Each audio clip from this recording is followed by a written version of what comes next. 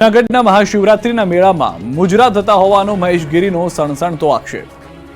શિવરાત્રી કે અંદર મારા શિવરાત્રીને અપવિત્ર કરવાનું કામ આ હરિગીરીએ કર્યું છે। 2024ના મેળામાં मुजरा થઈ રહ્યા છે। 2024 के महाशिवरात्रि के मेले में मुजरे हो रहे और कौन? ये हरिगिरी के चेले चपाटे। હવે આ જૂનાગઢના ભવનાથના મેળામાં કહેવાતા સાધુઓ દ્વારા થતો નગ્ન નાચ પણ જોઈ લો। જૂનાગઢના પવિત્ર શિવરાત્રીના મેળામાં કેટલાક સાધુઓ દ્વારા ભવાડા થઈ રહ્યા છે। દારૂના જામ છલકાવવામાં આવતા હોવાના અને વેશ્યાઓને બોલાવી નગ્ન નાચગાન અને મુજરા થતા હોવાના સણસણતા આક્ષેપો મહેશ ગીરીએ કર્યા છે। જૂનાગઢના સાધુ મહેશ ગીરીની અખાડામાંથી હકાલપટ્ટી થયા બાદ ભગવા રાજનીતિમાં ભડકો થયો છે। મહેશ ગીરીએ જૂનાગઢના ભવનાથમાં હરિગીરી અને તેના ચેલાઓ દ્વારા અખાડામાં ચાલતા સમગ્ર પાપનો ઘટસ્ફોટ કર્યો। મહેશ ગીરીએ ગંભીર આરોપ લગાવ્યા કે 2024ના શિવરાત્રીના મેળામાં હરિગીરી અને તેના ચેલાઓએ વેશ્યાઓ બોલાવી મુજરો કરાવ્યો। એટલું જ નહીં, એક અખાડામાં ચાલતી ગંદી હરકતનો એક બીજો વિડીયો પણ મીડિયા સમક્ષ મૂક્યો, જેમાં એક અખાડામાં એક સાધુની જન્મદિવસની પાર્ટી પર કેક કટિંગ થઈ રહ્યું છે।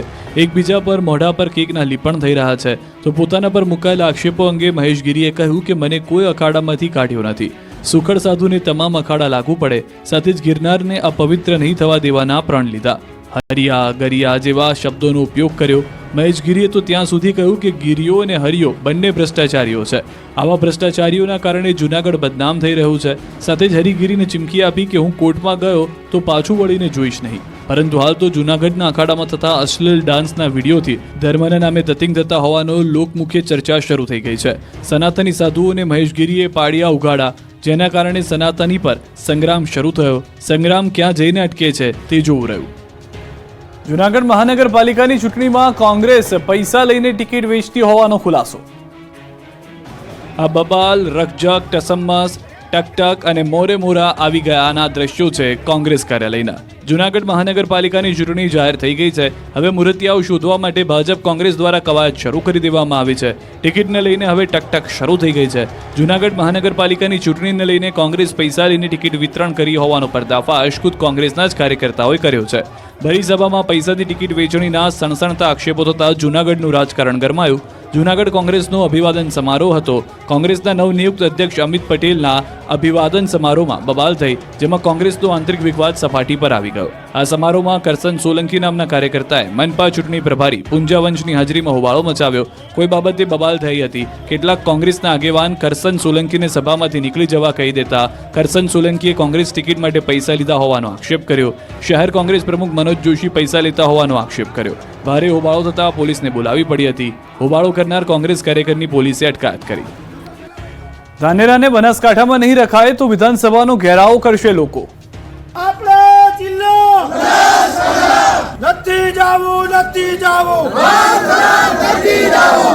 બનાસકાંઠાના વિભાજનને લઈને વિરોધ દિવસે ને દિવસે વકરી રહ્યો છે। ગામે ગામ સુધી વિરોધ પહોંચી ગયો છે। ધાનેરા વિસ્તારના લોકોની રાત હોય કે દિવસ એક જ માંગ છે કે અમારે નથી જવું થરાદ।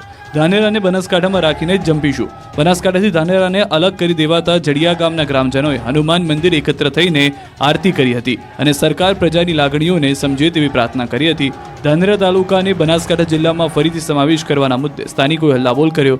સર્વ સમાજના આગેવાનોએ હાથમાં બેનર લઈને વિરોધ પ્રદર્શન કર્યું। સ્થાનિક અગ્રણીઓએ ચેતવણી આપી છે કે જો આગામી સમયમાં ધાનેરા તાલુકાને બનાસકાંઠા જિલ્લામાં સમાવેશ નહીં કરવામાં આવે તો જડિયા ગામ સહિત સમગ્ર ધાનેરા તાલુકાના લોકો ગાંધીનગર જઈને વિધાનસભાનો ઘેરાવ કરશે। જડિયા ગામના સ્થાનિક કોઈપણ સંજોગોમાં ધાનેરાને બનાસકાંઠા જિલ્લામાં રાખવા માટે અડગ છે અને આ માટે લડત ચાલુ રાખશે। બીજી તરફ વિભાજનનો વિરોધ ભાભરમાં પણ થયો। બનાસકાંઠા જિલ્લાના ભાગલા પડ્યા બાદ એક માસથી વિરોધ થઈ રહ્યો છે। ધાનેરા બાદ ભાભરના લોકોએ પણ આક્રોશ વ્યક્ત કર્યો। ધાનેરા, કાંકરેજ, દિયોદર બાદ હવે ભાભરમાં પણ વિરોધ પ્રદર્શન ફરી એકવાર શરૂ થઈ ગયું છે। 30 દિવસ થયા છતાં વિરોધનો સૂર યથાવત છે। ભાભરને ઓગળ જિલ્લામાં રાખવાની માંગ સાથે વિશાળ રેલી નીકળી, જેમાં મોટી સંખ્યામાં ભાભરના લોકો જોડાયા। બેનરો સાથે હલ્લાબોલ કર્યો। ચાલો ભાભરના નાદથી રોડ ગુંજી ઉઠ્યો।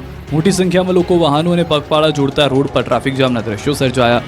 લોકોની એક જ માંગ છે કે દિયોદરને ઓગળ જિલ્લો બનાવવામાં આવે તો ભાભરનો સમાવેશ કરવામાં આવે। ભાભરને નવરચિત વાવ થરાદ જિલ્લામાં સમાવેશ કરાતા રોષ છે। વાપીથી શામળાજી હાઈવે પર કોંગ્રેસ આગેવાનોનું ચક્કાજામ।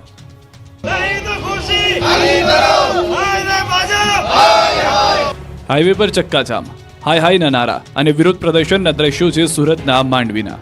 વાપીથી શામળાજી હાઈવે અત્યંત બિસ્માર હાલતમાં છે. ઠેર ઠેર ખાડા પડી ગયા છે. રોડ પર ક્યાંય ડામર દેખાતો નથી, જે કારણે આ રોડ પર વારંવાર અકસ્માત સર્જાતા રહે છે. રોડ રિપેર કરવા માટે અનેકવાર રજૂઆત કરવા છતાં કોઈ કાર્યવાહી ન થતા અંતે સ્થાનિક લોકો અને કોંગ્રેસે રોડ પર ઉતરવું પડ્યું. નેશનલ હાઈવે 56 પર વાપીથી શામળાજી હાઈવે પર કોંગ્રેસ આગેવાનોએ ઉતરી વિરોધ પ્રદર્શન કર્યું. રોડ પર બેસીને કર્યું ચક્કાજામ. માંડવીના માલદા ફાટક નજીક ચક્કાજામ કરવામાં આવતા રોડ પર ટ્રાફિક જામ થયો. માંડવીના પૂર્વ ધારાસભ્ય આનંદ ચૌધરી સહિત મોટી સંખ્યામાં કોંગી કાર્યકરો રોડ પર બ્લોક કરતા જોવા મળ્યા. બિસ્માર નેશનલ હાઈવે રિપેર કરવાની લેખિત ખાતરી આપે નહીં ત્યાં સુધી ચક્કાજામ કરવાની ચીમકી આપી. માંડવી જંખવાવ નેશનલ હાઈવે ચક્કાજામ કરાતા ટ્રાફિક જામ થયો. અનેક વાહન ચાલકો કલાકો સુધી ફસાયા. કોરી માલિકીની દાદાગીરી સામે મોડાસાની મહિલાઓએ લીધા છાજ્યા.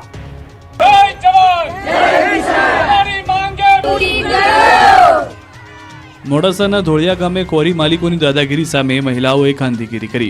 અહીં કોરી માલિકે ગૌચરની જમીન પચાવી પાડી, જેમાં ગેરકાયદે રસ્તો બનાવી દીધો. અહીં બેફામ રીતે ખનન કરી ટ્રકની અવરજવર કરવામાં આવતા લોકો ત્રાસી ગયા. સત્તાના જોરે લીઝ માલિકો દ્વારા આ વિસ્તારમાં વાતાવરણ ધૂળિયું કરી દીધું, જે કારણે ગામમાં 24 કલાક ધૂળ ઉડે છે, જેથી લોકોના સ્વાસ્થ્ય પર અસર પહોંચે છે. ધૂળ ઉડતા ખેતીમાં પાકને પણ નુકસાન થઈ રહ્યું છે. પાકનો જોઈએ તેવો વિકાસ થતો નથી. આ અંગે અનેકવાર રજૂઆત કરવા છતાં કોઈ કાર્યવાહી ન થતા અંતે ગામની 100 થી વધુ મહિલાઓએ મોરચો માંડ્યો. કલેક્ટર કચેરીએ પહોંચી ઉગ્ર વિરોધ પ્રદર્શન કર્યું. છાજિયા લઈને કચેરી ગજવી. કલેક્ટરને 100 થી વધુ મહિલાઓ અને પુરુષોએ આવેદનપત્ર આપ્યું. જમીન માપણી રદ મુદ્દે ખંભાળિયામાં ખેડૂતોનું મળ્યું મહાસંમેલન. દેવભૂમિ દ્વારકા જિલ્લામાં ખેડૂતોની વર્ષો જૂની સમસ્યાઓના નિરાકરણ માટે જામ ખંભાળિયામાં ખેડૂત સત્યાગ્રહ સંમેલનનું આયોજન કરવામાં આવ્યું હતું. જામનગર હાઈવે પર આવેલી દલવાડી હોટલ પાસે વાછરાવ ખાતેથી સવારથી જ હજારો ખેડૂતો એકત્ર થયા અને જમીન માપણી રદ કરવાની માંગ સાથે વિરોધ પ્રદર્શન કર્યું. આ સંમેલનમાં જમીન માપણી રદ કરવા સહિતની અનેક માંગણીઓ રજૂ કરવામાં આવી. આ ખેડૂત મહાસંમેલનમાં કોંગ્રેસના નેતાઓ પણ જોડાયા. ખેડૂત સત્યાગ્રહ નામે ખેડૂત સંમેલનમાં અમિત ચાવડા, પાલ આંબલિયા સહિતના રાજકીય આગેવાનો ઉપસ્થિત રહ્યા. ખેડૂતોનો આક્ષેપ છે કે છેલ્લા 11 વર્ષથી સરકાર જમીન માપણીની ભૂલ સુધારણા માટેની અરજીઓ સ્વીકારે છે, પરંતુ એક પણ ગામનો નકશો સુધારી શકી નથી. વળી વર્ષ 2016-17નો 70-80% જેટલો મળવાપાત્ર પાક વીમો હજુ સુધી ચૂકવાયો નથી. ગત ચોમાસામાં 272% જેટલો નોંધપાત્ર વરસાદ થયો હોવાથી ચાલુ વર્ષનું પાક ધિરાણ માફ કરવાની માંગ પણ કરવામાં આવી. તો 7 વર્ષ તૂટેલા શાની ડેમના દરવાજા અને ચરકલા ડેમ સરકાર રિપેર કરાવે તેવી પણ માંગ કરી છે. સંખેડામાં ડીઝલ ભરેલું ટેન્કર પલટતા ડીઝલની થઈ રેલમ છે. પૂરપાટ જતા ડીઝલ ભરેલા ટેન્કર અને એસટી બસ વચ્ચે થયો અકસ્માત અને પછી થઈ ડીઝલની રેલમ છે. છોટાઉદેપુરના સંખેડા તાલુકાના છુચાપુરા ગામ પાસે પેટ્રોલ ડીઝલ ભરેલું ટેન્કર અને એસટી બસ વચ્ચે અકસ્માત સર્જાયો. બોડેલી તરફ જતી પેસેન્જર ભરેલી બસ છુચાપુરા ગામ પાસે પહોંચી હતી, ત્યારે પાછળથી પૂરપાટ આવતું ટેન્કર બસ સાથે ધડાકાભેર અથડાયું હતું. ટેન્કર એટલી ખતરનાક સ્પીડમાં હતું કે બસ સાથે ટકરાયા બાદ પલટી મારી ગયું. રોડની સાઈડમાં નીચે ઉતરી ગયું, જેથી ડીઝલની ટાંકી ફાટી જતા રોડ પર ડીઝલની રેલમછેલ થઈ. જાણે ડીઝલની નદી વહેતી હોય તેવા દ્રશ્યો જોવા મળ્યા. બીજી તરફ બસના ડ્રાઈવરે સમય સૂચકતા વાપરી બસને રિવર્સ કરી દૂર લઈ જઈ પેસેન્જરને ઉતારી દીધા. અન્ય વાહનોમાં પેસેન્જરને આગળ રવાના કર્યા, જ્યારે ટેન્કર ચાલકે કાબુ ગુમાવતા રોડની બાજુમાં આવેલી એક સલૂનની કેબિનને પણ ટક્કર મારી. અકસ્માતની જાણ થતાં સંખેડા પોલીસ ઘટના સ્થળે દોડી આવી હતી. તો વડોદરાના તરસાલી બ્રિજ પાસે અકસ્માત સર્જાયો. ડમ્પર ચાલકે સ્કૂલ રિક્ષાને અડફેટે લીધી. કેટલાક બાળકોને નજીવી ઈજાઓ પહોંચી. સદનસીબે અકસ્માતમાં કોઈ જાનહાની નથી થઈ. અકસ્માત સર્જાતા લોકોના ટોળે ટોળા એકઠા થયા. સ્થાનિક લોકો દ્વારા બાળકોને સુરક્ષિત રીતે રિક્ષામાંથી બહાર કાઢી લેવાયા.